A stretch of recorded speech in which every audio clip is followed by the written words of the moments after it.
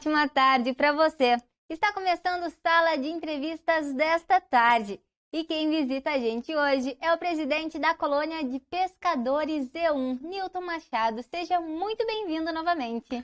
Obrigado. É uma satisfação muito grande. E começou esta semana a safra do camarão, né? Começou na quarta-feira. Quais são as expectativas para esse ano? Olha, as expectativas elas são boas, né, devido à salinidade boa que a gente tem, a estiagem também, né? A estiagem ela prejudica o agricultor, prejudica o homem do campo, né? Mas para a pesca, e principalmente a pesca do camarão, né, na verdade, agora começou a safra do camarão e a tainha. Né? A tainha, ela ainda está... O pescador está focado no camarão, né? E a tainha, a partir de... Está liberado para pescar, mas a tainha, o pescador, ele começa a focar na tainha a partir mais do mês de março, né? Mas a salinidade, ela, e o clima, calor, ele é muito importante, ele é fundamental. Sem água salgada e calor, claro, o calor ele sempre tem. Com chuva ou com estiagem, o calor é verão aqui no sul, então o sul é característico, não adianta, faz calor, né? Então, para a safra do camarão, a estiagem trouxe resultados positivos esse ano. Exatamente. Os resultados são positivos como a gente vai conversando, né? A gente tem um contato com os nossos pescadores, não só aqui de Rio Grande, mas também de outros municípios, como São José do Norte, Pelotas, São Lourenço do Sul, município de Tavares também, que são os municípios que fazem parte do estuário da Lagoa dos Patos e que têm um licenciamento ambiental. Estes pescadores desses 5 municípios têm a licença ambiental para pescar no estuário, né?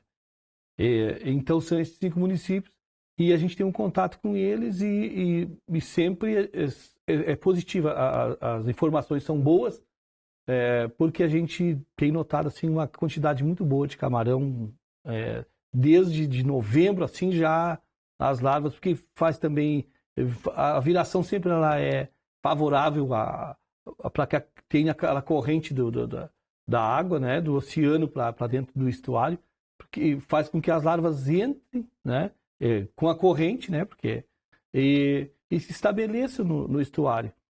Com água, quando tem uma quantidade de chuva acima da média, isso não acontece, porque as larvas elas não conseguem se estabelecer no ambiente, né, dos criadores naturais assim do nosso camarão, do nosso estuário. E aí então as larvas elas acabam se perdendo, morrendo e tal. E mais com esse tempo quente e a salinidade boa, as larvas elas se estabelecem e se desenvolvem com mais rápido, né? Então a safra começou e a quantidade de camarão ela é boa, né? E o pescador está muito esperançoso com essa safra. Seu Nilton, começou na quarta-feira, dia 1º de fevereiro, né? Vai até quando a safra? A safra ela vai até 30 de maio. Até o último dia do mês de maio, o pescador ele pode pescar, né, e comercializar o camarão e a tainha também, né? E quais são as regras da safra do camarão para o pescador?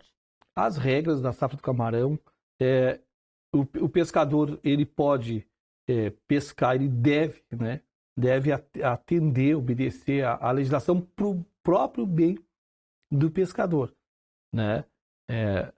O pescador ele só pode pescar tendo a sua documentação em dia, né, que é o seu RGP, o documento da sua embarcação, né, que é o título da embarcação ali que a capitania fornece, né, a embarcação ela é inscrita na Capitania dos Portos, e depois na SAP, que agora é o Ministério da Pesca, né, era a Secretaria Especial de Pesca, né, Secretaria de Agricultura e Pesca, agora passa a ser volta a ser, né, Ministério da Pesca. Então ele tem também o RGP da embarcação, ele tem o RGP do pescador e o RGP da embarcação. E aí ele tem também, que o pescador chama de brasão. Então ele tem essa documentação e com essa documentação o pescador consegue a licença.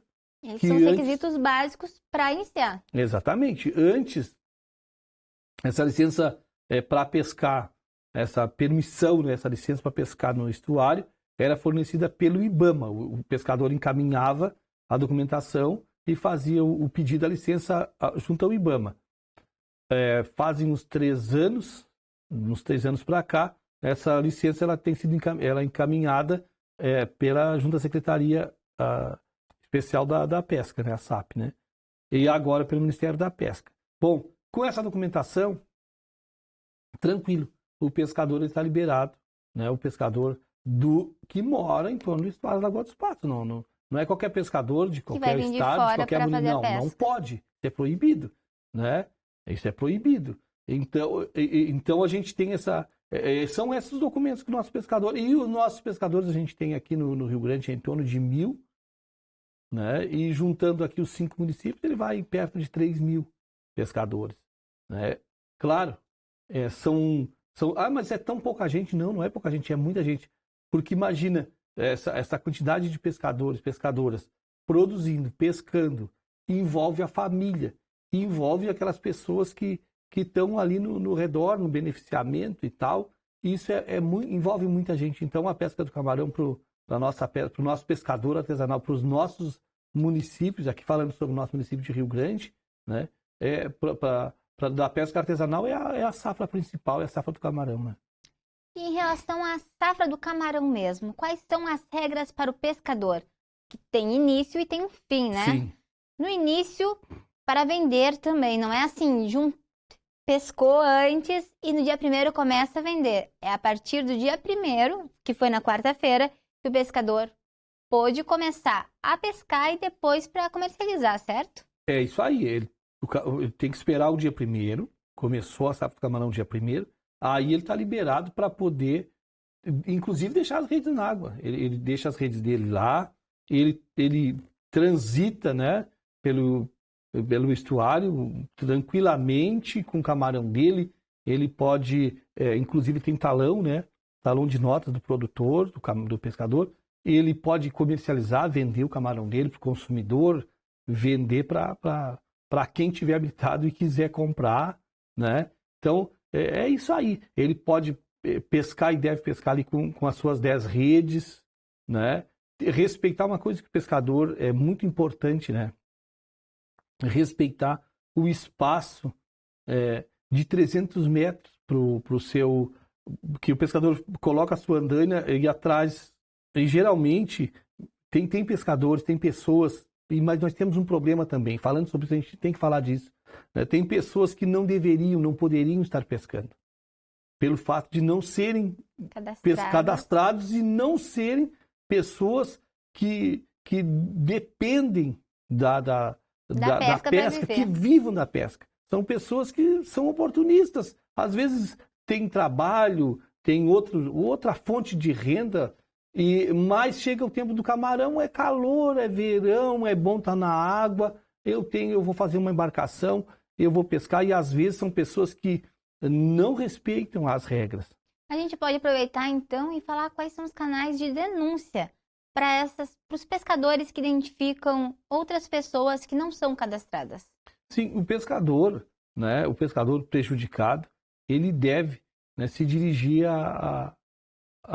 a sede da Brigada Ambiental, né? Também ele pode procurar e deve também procurar na colônia de Portas Abertas. Os pescadores conhecem a colônia, né? São cadastrados na colônia. Eu costumo dizer que a colônia é a segunda casa do pescador, né? E também a Secretaria de Pesca, né? Secretaria de Pesca, que está aberta sempre, agora na parte da manhã. A colônia ela está aberta das 9 ao meio-dia. De segunda a sexta-feira. E das 13h30 às 16h. E qual é o endereço? É na 19 de fevereiro, 588. Quer deixar um telefone para contato também? O telefone da colônia é o 3232-1721.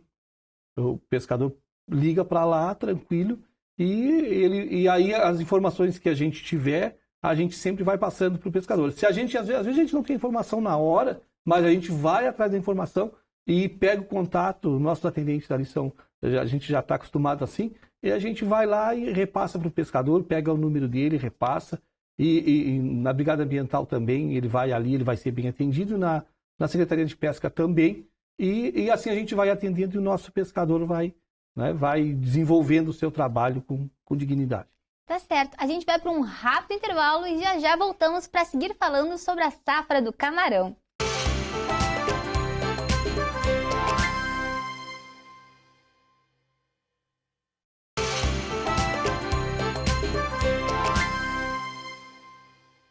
Estamos de volta com Sala de Entrevistas na TV Farol. Hoje com o presidente da Colônia de Pescadores da Z1, Nilton Machado. Estamos falando hoje sobre a safra do camarão de 2023.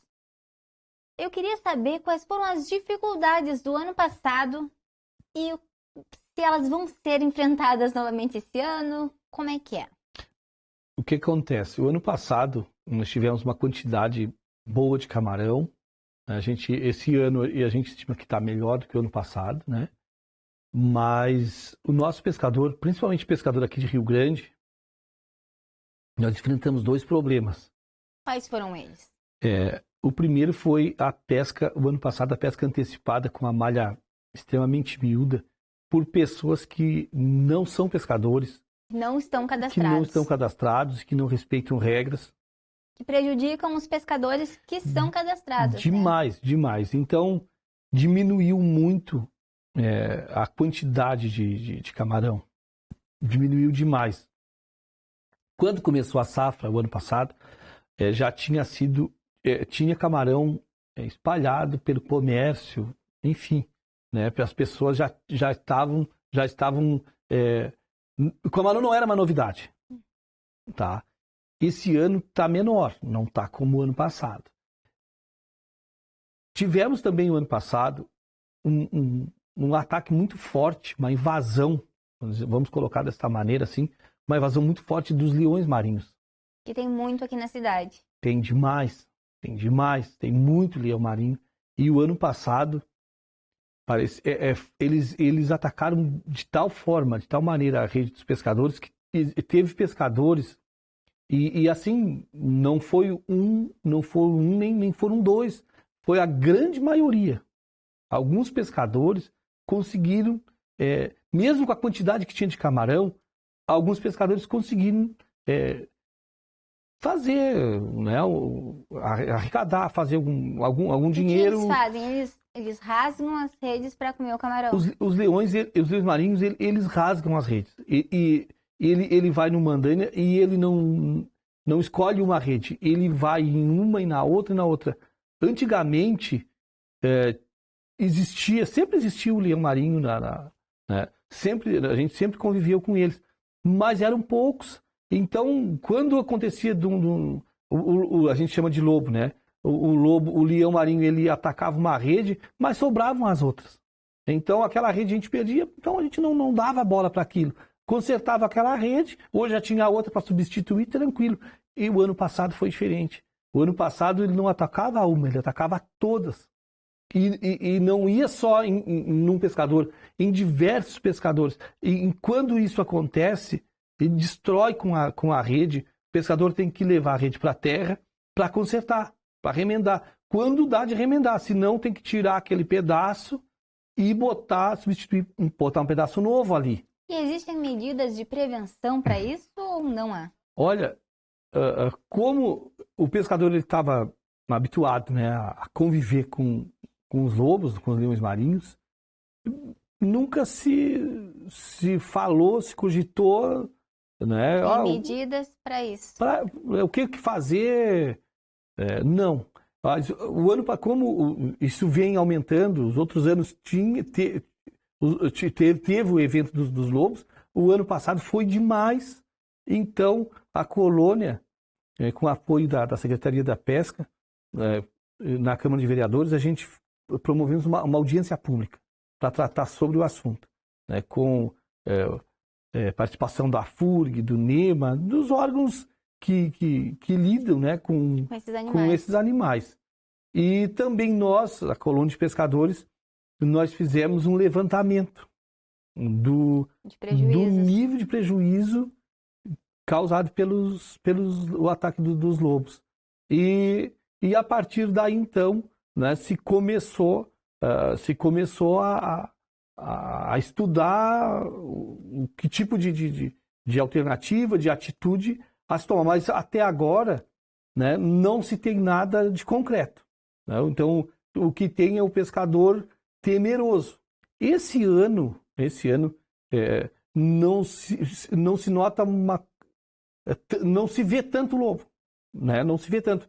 Pelo menos o pescador não está falando tanto como o ano passado. Ainda nesse início, né? Porque o ano passado foi demais. O pescador botava uma redinha no baixo para pescar um peixe-rei, sabe, uma tainha, e o lobo, e eles vinham no baixinho ali pegar as redes do pescador. Na Curvina também. Esse ano não se vê tanto. Então essas foram as dificuldades do ano passado. Exatamente. E a gente tem a nossa esperança, a nossa expectativa, e tem uma outra que são a vinda de pescadores de outros estados, principalmente do estado de Santa Catarina. Vêm muitos pescadores que eles não poderiam vir para cá, né? Então eles vêm e eles colocam uma quantidade muito grande de redes, né?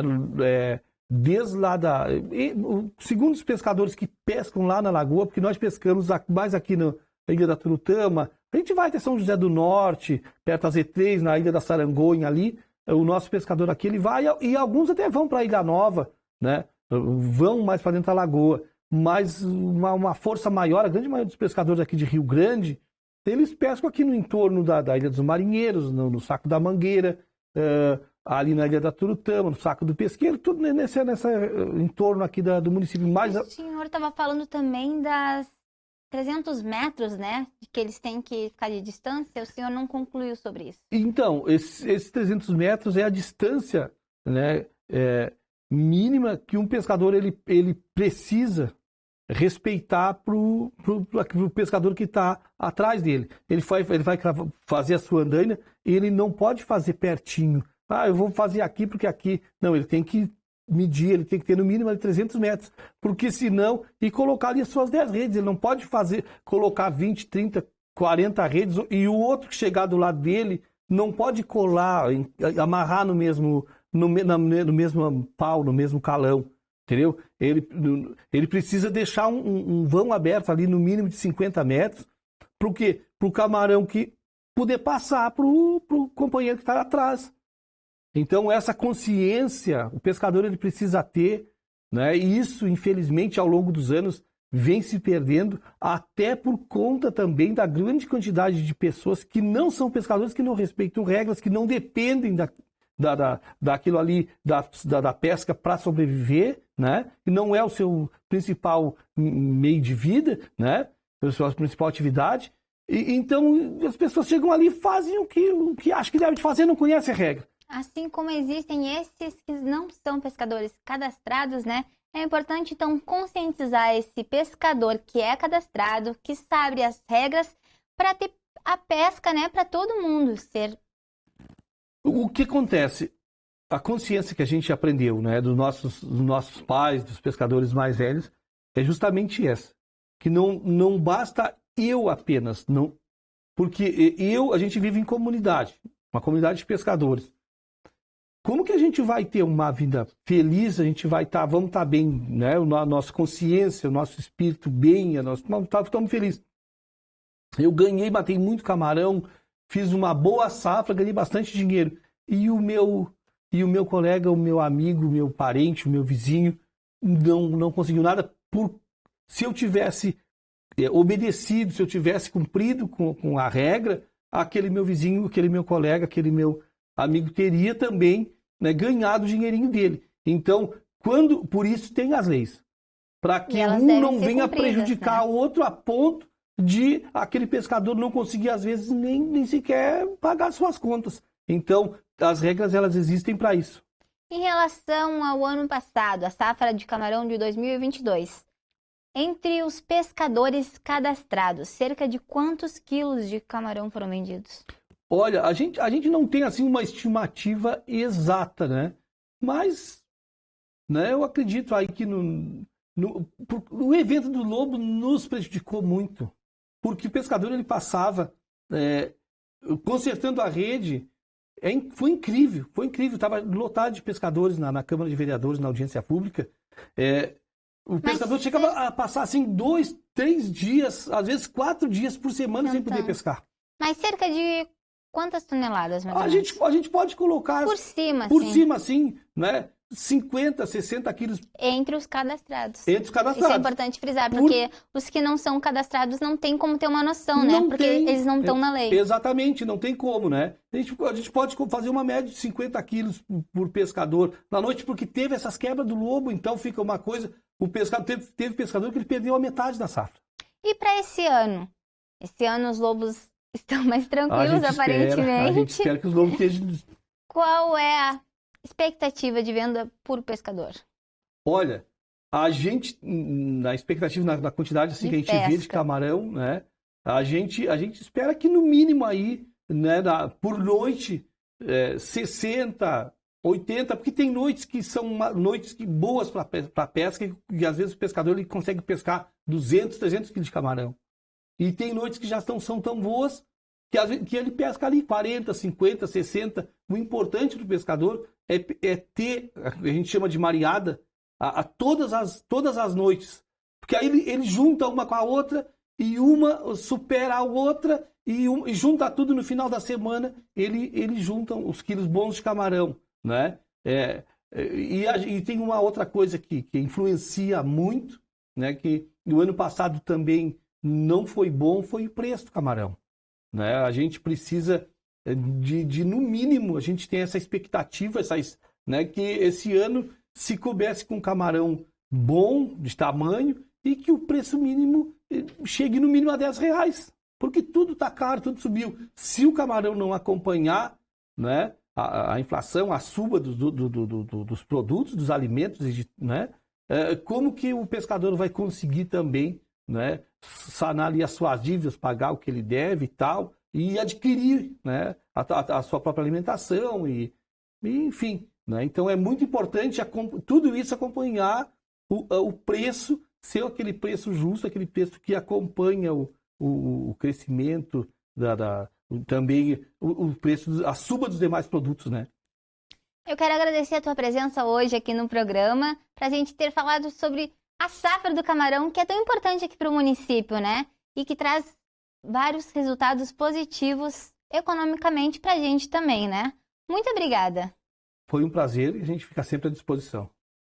E para você que me assiste aqui na TV Farol, se você ainda não nos segue no Instagram, é @tvfarolrs. Você pode enviar mensagens e acompanhar os nossos bastidores.